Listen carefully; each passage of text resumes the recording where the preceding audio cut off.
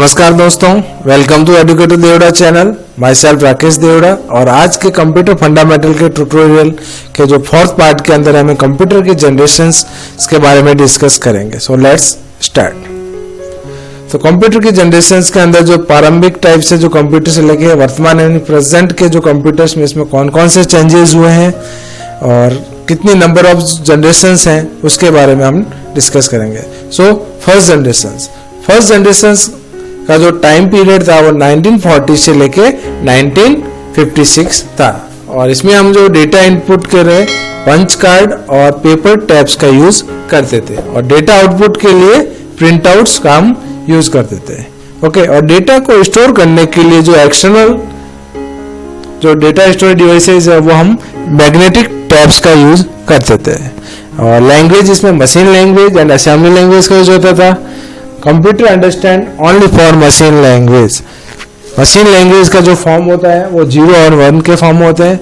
और machine language and assembly language के ऊपर मैं आपको एक सेपरेट ट्यूटोरियल प्रोवाइड करा दूंगा तो आपको अच्छे से क्लियर हो जाएगा। और इसमें जो सर्किटरी है वो वैक्यूम ट्यूब्स का इसमें यूज हुआ था। ओके, जैसे जैसे जनरेशंस बढ़ती गई उसमें सर्किटरी का भी चेंजेस इसमें अपग्रेडेशन होता गया था। एग्जाम्पल के लिए देखें तो इसमें यूनिवेक, एनिएक और एडवेक का था। Univac means universal automatic computer. Okay, ENIAC means electronic numerical integrated and computer. And next is ADVAC, electronic discrete variable automatic computer. Okay, और इसके अलावा जो कंप्यूटर जो फर्स्ट जनरेशन के जो कंप्यूटर्स थे वो साइज यानी आकार में बहुत बड़े होते थे और इसमें जो इलेक्ट्रिसिटी का यूज है बहुत ज्यादा होता था। इसके कारण कंप्यूटर्स है वो बहुत ज्यादा हीट देते थे, तो इसीलिए इनको रखने के लिए केयर करने के लिए इनके यहाँ पे रूम में एसी की रिक्वायरमेंट होते थे।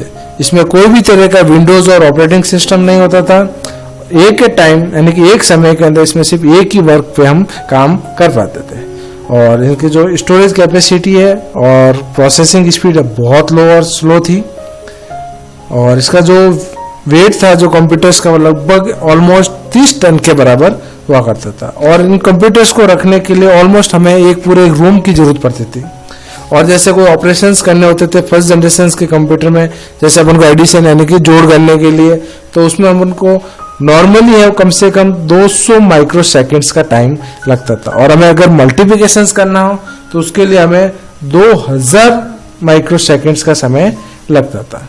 Okay, next move on second generation का जो टाइम पीरियड था वो 1956 से लेके 1963 था।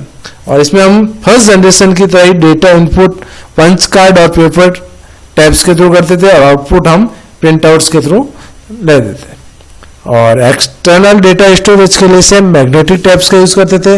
लेकिन यहाँ पर जो लैंग्वेजेस हैं प्रोग्रामिंग लैंग्वेज का यूज होने लग गया था, जैसे Fortran, COBOL, basics, PL/1 language का यूज यहाँ पे स्टार्ट हो गया था। और यहाँ पे सर्किटरी का यूज वैक्यूम ट्यूब्स की जगह यहाँ पे ट्रांजिस्टर्स का यूज होने लगा, जिसके कारण इनकी प्रोसेसिंग स्पीड थोड़ी फास्ट हो गई थी। एग्जाम्पल के तौर पे देखें तो IBM 1400 and 700 series, IBM 350 series इनके सेकेंड जनरेशन के कंप्यूटर थे।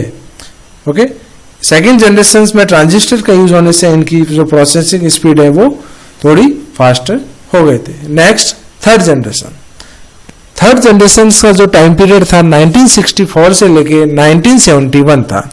अब थर्ड जनरेशन के अंदर काफी चेंजेस हुए थे। अब यहाँ डेटा इनपुट के लिए हमें कीबोर्ड का यूज कर रहे थे, लेकिन यहाँ पे अभी तक हम माउस का यूज थर्ड जनरेशन के अंदर नहीं होता। डेटा आउटपुट के लिए मॉनिटर का यूज होता था। Keyboard is the input devices and monitor is the output devices. और डेटा स्टोर करने के लिए यहाँ पे हम फर्स्ट और सेकंड जनरेशन के अंदर मैग्नेटिक टैब का यूज करते थे, लेकिन थर्ड जनरेशन के अंदर यहाँ पे मैग्नेटिक डिस्क का हम यूज करने लगे थे। और लैंग्वेज के लिए यहाँ पे sophisticated OS were use, pascal, Fortran, COBOL and RPG language का यूज हम करने लगे थे। ये सारी हाई लेवल लैंग्वेजेस हैं, यानी कि HLL लैंग्वेज भी इनको कहते हैं।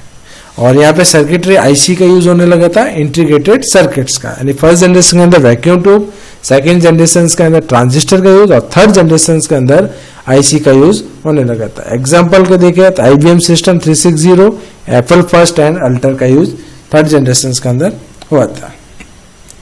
MICR फ्लोटर स्कैनर का आविष्कार भी थर्ड जनरेशन के अंदर हुआ था, लेकिन मेन थिंग यहाँ पे माउस का यूज नहीं हुआ था।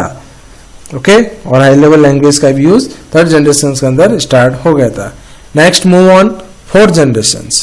फोर्थ जनरेशन का जो टाइम पीरियड था 1972 से लेके प्रेजेंट। अब यहाँ डेटा इनपुट के लिए कीबोर्ड, माउस और स्कैनर का यूज होने लग गया था। ओके, फोर्थ जनरेशन में आते ही यहाँ पे माउस का यूज स्टार्ट हो गया था और आउटपुट के लिए monitors, printer and speakers, these are output devices, इनका यूज आउटपुट के लिए होने लगे था। और यहाँ पे मेन चेंजेस अब यहाँ हुआ था, डेटा को स्टोर करने के लिए magnetic disk with higher capacity. Main जो मैग्नेटिक डिस्क थी उसकी जो कैपेसिटी थी, यानी कि डेटा को स्टोर करने की जो क्षमता थी, कैपेसिटी, वो यहाँ पे बढ़ गई थी। ओके, लैंग्वेज यहाँ पे डेटा को मेंटेन करने के लिए RDBMS यानी कि रिलेशनल डेटाबेस मैनेजमेंट सिस्टम का यूज होने लगा। C++ का भी यूज होने लगा था 1985 में, जिसे हम CPP भी कहते हैं, जो प्रोग्रामिंग लैंग्वेज है हाई लेवल लैंग्वेज के अंदर। ये सारे सर्किटरी के अंदर यहाँ पे माइक्रो प्रोसेसर का यूज होने लग गया था। मेन जो एडवांटेज था फोर्थ जनरेशन का, यहाँ पे माइक्रो प्रोसेसर का यूज होने लगा, जिसके कारण कंप्यूटर की जो वर्किंग स्पीड है, प्रोसेसिंग स्पीड है, बहुत फास्ट हो गए थे। VLSI means very large scale integrations.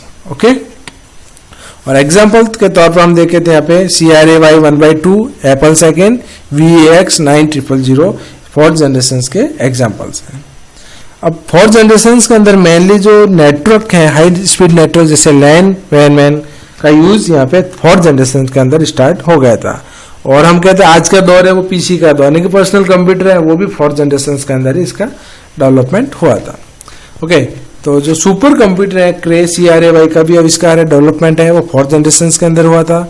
और सबसे पहले MS-DOS Microsoft disk operating system का जो विकास है वो फोर्थ जनरेशन के अंदर भी ही हुआ था। और मल्टीमीडिया का जो यूज है, MM का यूज भी फोर्थ जनरेशन में ही स्टार्ट हुआ था। ओके, तो माइक्रो प्रोसेसर का यूज होने के कारण कंप्यूटर का साइज अब बहुत छोटा होने लग गया था। Okay, next move on fifth generation. Fifth generation का जो टाइम पीरियड था वो प्रेजेंट से लेकर भी बियॉन्ड है। डेटा इनपुट के लिए यहाँ पे ऑप्टिकल फाइबर टेक्नोलॉजी का यूज करता है, जो AI आर्टिफिशियल इंटेलिजेंस है, और capacity to think and reasons का यहाँ पे होगा, यानी कि AI का यूज होने लग गया था, जैसे गूगल असिस्टेंट हो गया, एलेक्सा है, इसका भी यूज होने लगा है। फेस रिकॉग्नाइजेशन टेक्निक का यूज भी होने लगा है, जिसे हम आज के टाइम हम ये बोल सकते हैं कि इसे फ्यूचर का कंप्यूटर ने भविष्य का कंप्यूटर भी कहते हैं। लैंग्वेज के तौर पर देखें तो understand human speech, recognise patterns like faces and other complex images. जैसे अपन मोबाइल के अंदर फेस रिकॉग्नाइजेशन रहता है, फेस आप मोबाइल के सामने फेस लेके जाते ऑटोमेटिक आपका फोन अनलॉक हो जाता है। ओके, और यहाँ पे सर्किटरी के तौर पर आर्टिफिशियल इंटेलिजेंसी SLSI का यूज होने लगा है। SLSI means super large scale integration techniques का यहाँ पे यूज होने लगा। अब AI के अंदर वॉइस रिकॉग्नाइजेशन है, मोबाइल कम्युनिकेशन है, सैटेलाइट कम्युनिकेशन है, सिग्नल डेटा प्रोसेसिंग का भी यूज यहाँ पे स्टार्ट हो गया है। और हाई लेवल लैंग्वेज के तौर पर देखें .NET है, VB यानी विजुअल बेसिक्स है, और जावा का भी यूज यहाँ पे स्टार्ट हो गया है। जावा एक बहुत ही सिक्योर प्रोग्रामिंग लैंग्वेज है।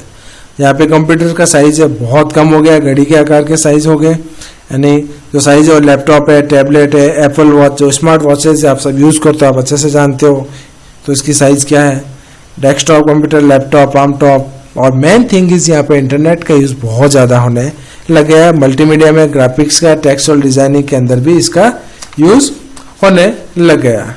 तो फ्रेंड्स, इसके अंदर जैसे जैसे जनरेशन्स के अंदर बढ़ती गई कंप्यूटर की जनरेशन्स के अंदर, तो इनमें हर एक मॉडिफिकेशंस के साथ साथ इनकी जो स्पीड है वो इंक्रीज हुई, डेटा स्टोरेज की कैपेसिटी बढ़ गई और रिलायबल भी हो गए थे। साथ ही साथ इनकी जो डिक्रीज पॉइंटिंग था, जैसे कॉस्ट और साइज, यानी कि जो पहले के टाइम के जो कंप्यूटर थे वो बहुत कॉस्टली, महंगे, एक्सपेंसिव थे और उनकी साइज भी बहुत बड़ी थी। जैसे जैसे जनरेशन्स का डेवलपमेंट होता गया, विकास होता गया, वैसे वैसे कंप्यूटर की साइज भी छोटी हो गई और इजीली हम इस पर वर्क कर सकते हैं। तो फ्रेंड्स, आपको आज का ट्यूटोरियल पसंद आया तो सब्सक्राइब कीजिए एजुकेटर देवड़ा चैनल्स, और हमें सोशल हैंडल्स इंस्टाग्राम और फेसबुक पे भी फॉलो कीजिए, और वीडियो को लाइक करें, कमेंट्स करें, और one more thing important is इस वीडियो को अभी तक अगर आप हमारा चैनल सब्सक्राइब नहीं किया है तो सब्सक्राइब कीजिए और बेल आइकन को प्रेस कीजिए, जिससे आपको लेटेस्ट वीडियो की नोटिफिकेशन इजीली मिल जाए। And once again thank you so much and keep sharing this video.